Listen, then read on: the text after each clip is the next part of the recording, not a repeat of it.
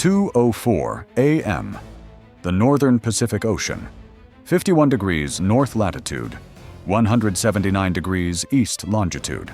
The Borei-A class nuclear-powered ballistic missile submarine had been on patrol for 22 days.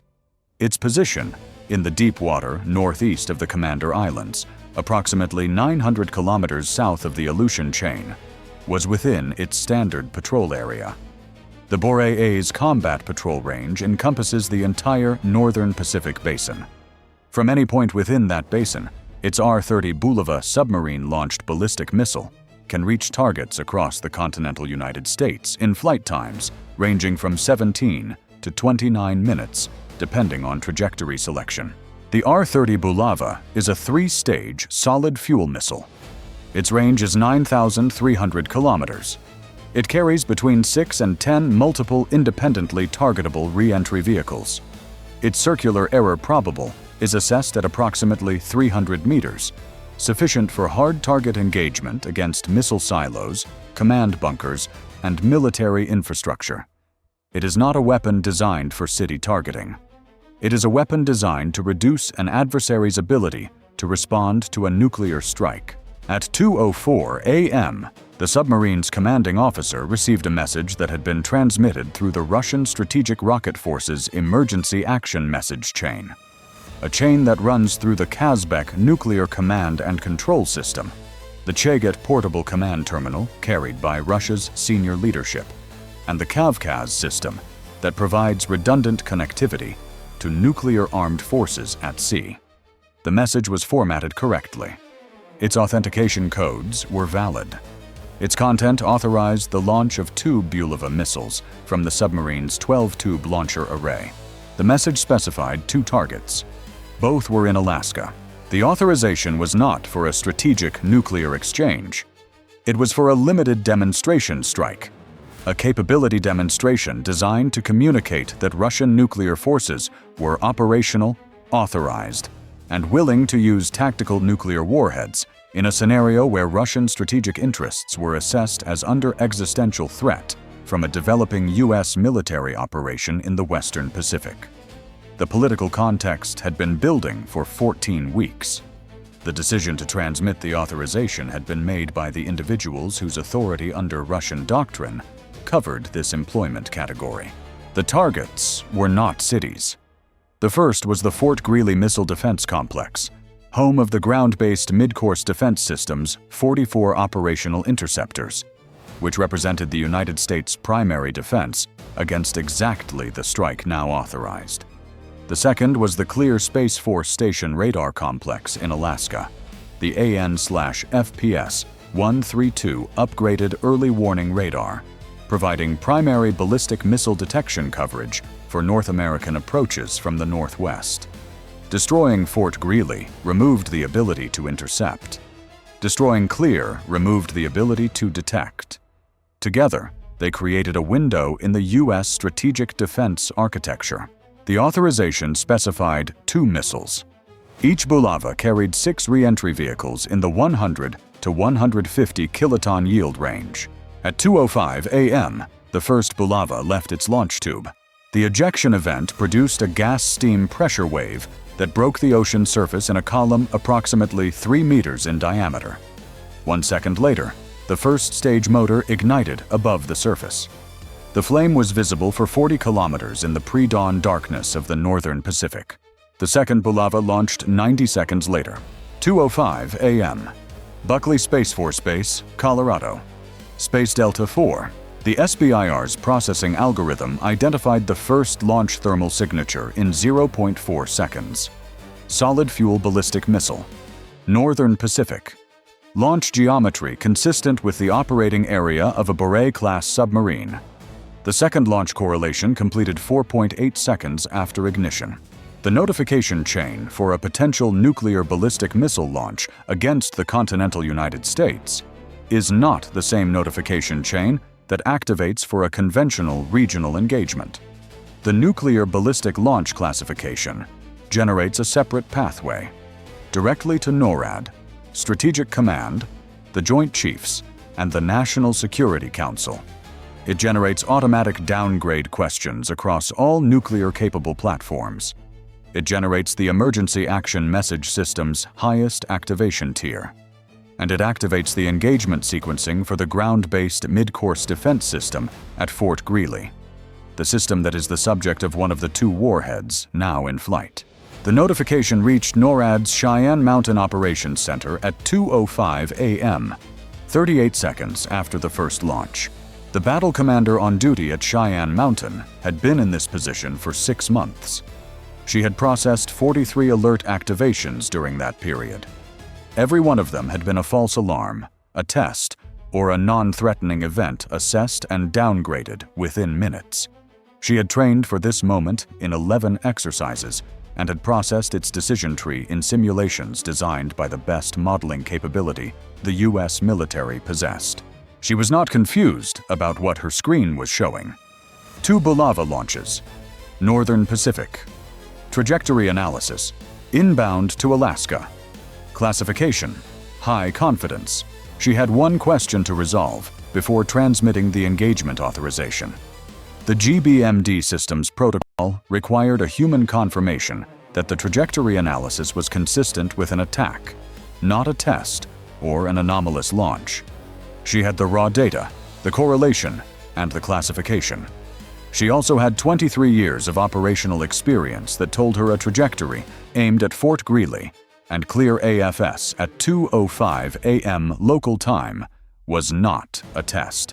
She transmitted the GBMD engagement authorization at 2:06 a.m., 62 seconds after the first launch. The ground-based interceptor missiles at Fort Greely, Alaska. There are 44 operational GBIs in the Fort Greely silos.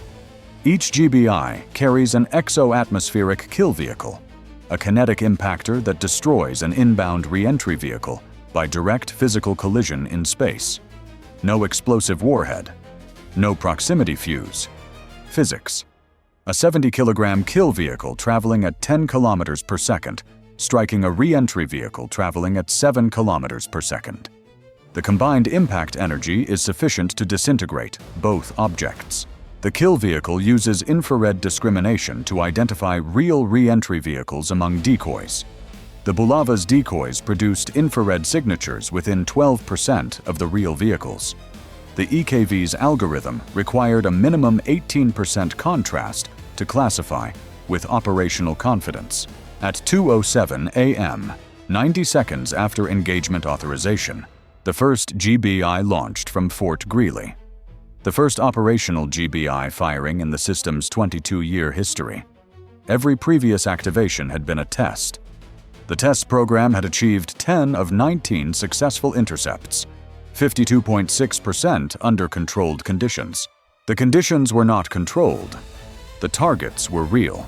5 GBIs were assigned to the first Bulava's package, 3 to the second.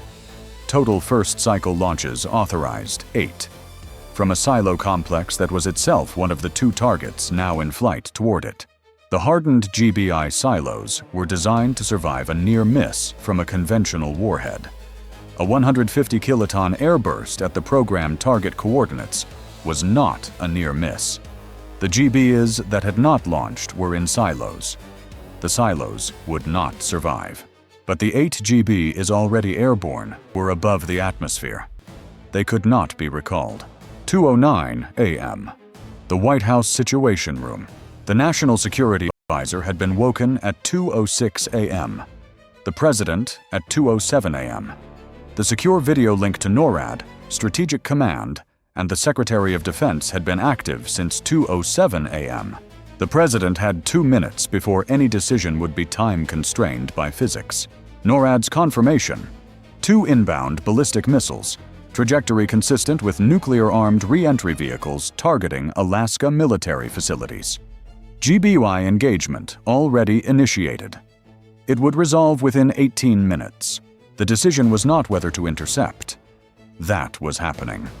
The decision was whether to authorize a response against the submarine, and what a response would signal about the U.S.'s understanding of the authorization chain that had produced the launch. A nuclear-armed Borei-A submarine had fired 2 Bulava missiles. The authentication codes were valid. Whether the senior leadership had intended the launch, or whether the command chain had been activated through a pathway that bypassed their direct control, the intelligence community could not resolve that question in 2 minutes. The President authorized 2 actions at 2:11 a.m. First, the direct hotline communication to the Kremlin, transmitting the inbound missile data and requesting immediate clarification. Second, B-52H aircraft from Minot Air Force Base, positioned to nuclear alert posture without weapons release authorization. No retaliatory strike was authorized. The hotline communication was transmitted at 2:11 a.m. A response would require the Russian side to receive, decode, assess, and respond. Standard protocol timeline: 8 to 12 minutes under crisis conditions. The GBIs were already running their intercept trajectories. The EKV's infrared seeker activated at 2:14 a.m. as the first GBIs reached the intercept zone above the atmosphere. The seeker began its discrimination process against the Bulava's first re-entry vehicle package.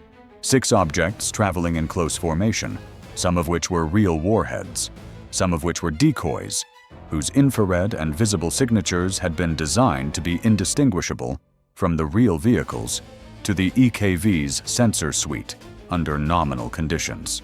The discrimination was not easy. The Bulava's decoy package was not a crude countermeasure. It had been designed with knowledge of the EKV's sensor specifications, knowledge that was partially available in unclassified literature and partially inferred from the test program's publicly disclosed parameters. The decoys produced infrared signatures within 12% of the real re-entry vehicle's signatures. The EKV's discrimination algorithm required a minimum contrast of 18% to classify a target with operational confidence. 12% contrast against an 18% required threshold. The algorithm's first pass classification at 2:14 a.m. produced 3 objects classified as high-confidence targets and 3 classified as uncertain. The 3 high-confidence objects received intercept assignment. The 3 uncertain objects were passed to the second GBI engagement cycle for reassessment. The first GBI intercept attempt occurred at 2:16 a.m. The EKV had selected its target from the high-confidence cluster and was executing its terminal guidance maneuvers, small attitude thruster pulses that refined the collision trajectory in the final seconds of approach. The intercept was achieved. 1 re-entry vehicle eliminated. The second GBI intercept achieved at 2:17 a.m. A second re-entry vehicle eliminated. The third GBI intercept, the EKV approached its assigned high-confidence target at 2:17 a.m. and executed its terminal maneuvers. The target executed a small lateral displacement in its final approach, a terminal maneuvering capability that the intelligence community had assessed as probable but not confirmed for the Bulava's current generation re-entry vehicles. The displacement was 0.4 kilometers. The EKV's terminal guidance had been committed before the displacement. The EKV passed 220 meters from the re-entry vehicle. Miss. The third GBI had missed. The re-entry vehicle was continuing toward Fort Greely, Alaska. The fourth GBI in the assigned sequence was running a modified trajectory that incorporated the third GBI's miss data. Its terminal guidance activated at 2:18 a.m. against the same re-entry vehicle that had displaced away from the third GBI. The displacement had been a single event. The vehicle had settled back to a predictable trajectory after executing the maneuver. The fourth GBI's guidance incorporated the post-maneuver heading. Intercept achieved at 2:18 a.m. The second Bulava's re-entry vehicle package was being processed simultaneously by the 3 GBIs assigned to it. 2 intercepts confirmed at 2:17 and 2:18 a.m. The third GBI in that assignment missed. The discrimination algorithm had classified a decoy as high confidence. The GBI intercepted the decoy. The decoy was eliminated. The real re-entry vehicle continued. 5 re-entry vehicles remained from the 2 missile combined package. The 3 uncertain objects from the first Bulava and the one real vehicle that had survived the second Bulava's engagement cycle.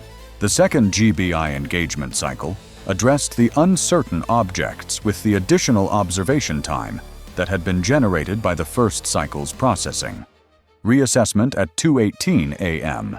Two of the three uncertain objects were reclassified as high confidence following additional thermal profile analysis. The third remained ambiguous. Its signature was within measurement error of both a real vehicle and a sophisticated decoy. 2 GBIs from the Fort Greely Reserve Inventory were launched against the two reclassified objects at 2:18 a.m. Both intercepts achieved at 2:19 a.m. The ambiguous object, the NORAD battle commander, made the engagement decision manually at 2:19 a.m. The algorithm's uncertainty was not resolvable within the available time. A 50-50 classification against an object heading for a populated area in central Alaska was not a probability she was authorized to accept as acceptable.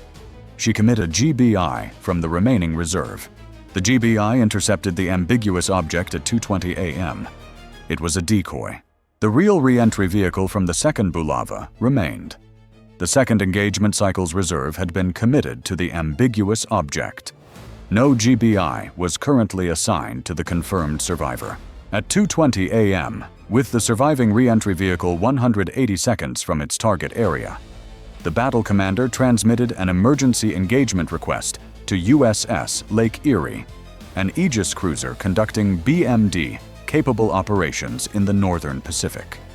The SM-3 Block 2A's ceiling against an ICBM-class reentry vehicle in terminal phase was below the intercept altitude that the current geometry required. The request was transmitted, not because the geometry was favorable, but because it was the only remaining engagement option available. USS Lake Erie generated a firing solution at 2:21 a.m. The geometry was at the outer boundary of the SM-3 Block 2A's engagement envelope against this threat class. Engagement probability at this geometry, modeled at 17%. The SM-3 launched at 2:21 a.m. The response from the Kremlin arrived through the hotline at 2:22 a.m., 11 minutes after the U.S. transmission. The response was an emergency denial. The launch had not been authorized by the senior leadership. The authentication codes had been valid because they had been transmitted through an authorized node in the command chain. A node that had been activated by a technical failure in the Kazbek system's secondary authorization relay that had generated a spurious launch command, which the submarine's crew had processed as valid. The senior leadership was not aware of the launch until the hotline communication had been received. The communication was requesting immediate contact to confirm the U.S. was not initiating a retaliatory response. The response arrived at 2:22 a.m. The surviving reentry vehicle was 40 seconds from its target area. The SM-3 intercept result. The kill vehicle reached the intercept point at 2:22 a.m. A 17% probability is 83% probability of failure. The SM-3 miss distance was 1.4 kilometers. The re-entry vehicle continued. At 2:22 a.m., the surviving re-entry vehicle detonated at the coordinates it had been programmed for: Fort Greely, Alaska. The detonation altitude was 210 meters above the installation. The 150 kiloton yield produced a fireball, an overpressure wave, and a thermal pulse across the Fort Greely complex. The hardened GBI silos, those that had not launched, received the full overpressure event. Silo lids that had been rated for conventional near-miss protection did not provide the same protection against a nuclear overpressure wave at 210 meters burst height. The 36 GBIs that had not launched were in their silos when the detonation occurred.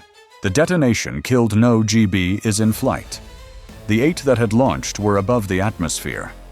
They continued on their intercept trajectories and were available for reassignment if needed. The GBIs that were eliminated were the 36 that remained in the silos, the reserve capacity that would have addressed any follow-on strike against the continental United States.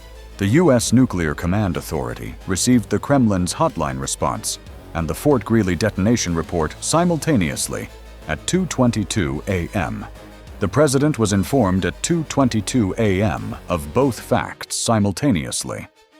The Russian leadership had transmitted an emergency denial of authorization, and Fort Greely had been hit.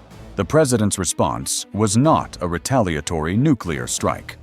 The Kremlin's hotline communication, combined with the intelligence community's 14-minute analysis of the authorization chain anomaly, produced an assessment that the unauthorized technical failure explanation was credible, and that a retaliatory nuclear strike based on a technically unauthorized launch would represent an escalation that neither party had authorized. The response was the emergency hotline transmission at 2:23 a.m., confirming receipt of the Kremlin's denial, confirming U.S. awareness of the Fort Greely detonation, and requesting immediate confirmation that no additional launches were authorized or pending. The response from the Kremlin came at 2:27 a.m. No additional launches. Emergency shutdown of the affected Kazbek relay node. Recall signal transmitted to all deployed Borei-class submarines. One nuclear weapon had detonated on U.S. soil. The exchange had not escalated to a nuclear war. The Borei-A submarine in the northern Pacific surfaced at 2:31 a.m. and transmitted an emergency communication on emergency maritime frequencies, confirming the recall order had been received. The surviving 8 GB is above the atmosphere were commanded to deorbit into the Pacific at 2:34 a.m. The deorbit sequence was confirmed at 2:38 a.m. 4:14 a.m. NORAD Cheyenne Mountain Operations Center. The battle commander had been at her console since 2:05 a.m. She had transmitted the GBMD engagement authorization, managed the engagement sequence through 7 GBI launches and 2 intercept failures, transmitted the USS Lake Erie engagement request at 17% probability, and received the Fort Greely detonation report simultaneously with the Kremlin hotline response. She had been processing all of these events in real time, in sequence, with no pause. She had kept the engagement sequence running correctly. She had committed the GBI against the ambiguous object based on the manual decision protocol. The ambiguous object had been a decoy. In retrospect, that commitment had cost 1 GBI against a non-threat, while the real vehicle survived. In the decision moment, with the information available, committing against an ambiguous object heading toward a populated area was the only decision the protocol authorized. She noted the engagement completion in her log at 4:14 a.m. The engagement sequence had begun at 2:06 a.m. It had resolved at 2:22 a.m., 16 minutes and 31 seconds from her engagement authorization to detonation. She had successfully intercepted 11 of 12 confirmed reentry vehicles from a 2-missile Bulava launch. The 12th had detonated at Fort Greely. She logged the outcome without commentary. The log had fields for each engagement event. It did not have a field for what she was sitting with at 4:14 a.m., having managed the first combat employment of the Ground-Based Midcourse Defense system in its 22-year history. A history in which it had been built, funded, debated, criticized for its 52.6% test intercept rate, defended by its operational community, and never before used against a real warhead. Its first real use had intercepted 11 of 12 reentry vehicles. The 12th had been the one whose second GBI had been committed against a decoy, whose SM-3 last chance engagement had produced a 17% probability event that went to the 83%. She requested relief from the watch. She had been at the console for 2 hours and 9 minutes. The log showed exactly what had happened. The analysis of what it meant would begin at the next level up. Time from first Bulava launch to NORAD notification, 62 seconds. Time from notification to first GBI launch, 60 seconds. Time from first GBI launch to first intercept, 9 minutes. Time from first GBI launch to Fort Greely detonation, 15 minutes, 31 seconds. Russian systems employed. 2 R-30 Bulava submarine-launched ballistic missiles from Borei-A class submarine, Northern Pacific. Each missile carrying 6 re-entry vehicles plus decoy package. Total re-entry vehicles, 12 confirmed plus undisclosed decoy count. GBI engagement results: 8 GBI launches in first engagement cycle. 7 intercepts achieved. 1 miss, terminal maneuver by target vehicle. 4th GBI achieved intercept of same vehicle. Second engagement cycle: 2 additional GBI launches, 2 intercepts. 1 manual commitment against ambiguous object. Intercept achieved. Target was decoy. Combined GBI launches, 11. Combined confirmed intercepts, 10 real vehicles, 1 decoy. SM-3 engagement, 1 launch from USS Lake Erie, 17% engagement probability geometry. Miss, 1.4 kilometers. Reentry vehicles detonated. 1. Fort Greely Missile Defense Complex, Alaska. Yield, 150 kiloton, airburst at 210 meters. Fort Greely Complex, non-operational. 36 non-launched GB is in silos, assessed as non-operational from overpressure effects. Second target, Clear AFS, re-entry vehicle intercepted by GBI in first engagement cycle. Radar complex survived. Fully operational. US GBI reserve capacity post-engagement. 8 GB is currently in deorbit sequence. 8 functional GB is expended and destroyed in deorbit. Fort Greely silos non-operational. Total operational GBI count, continental US, following the engagement, 0. The continental United States' primary mid-course ballistic missile defense capacity was at 0 operational interceptors. The hotline communication had established a framework that both sides had agreed to immediately after the event. Emergency cessation of further launches, mutual recall of nuclear-capable platforms, and an immediate joint technical review of the Kazbek relay failure that had produced the unauthorized transmission. The review would take 12 days. The restoration of Fort Greely's operational capacity was assessed at 18 to 24 months minimum. For 18 to 24 months, the continental United States would face any subsequent ballistic missile threat without the system that had just demonstrated it could intercept 11 of 12 re-entry vehicles. The 11 of 12 number would be studied in every defense procurement hearing for the next decade.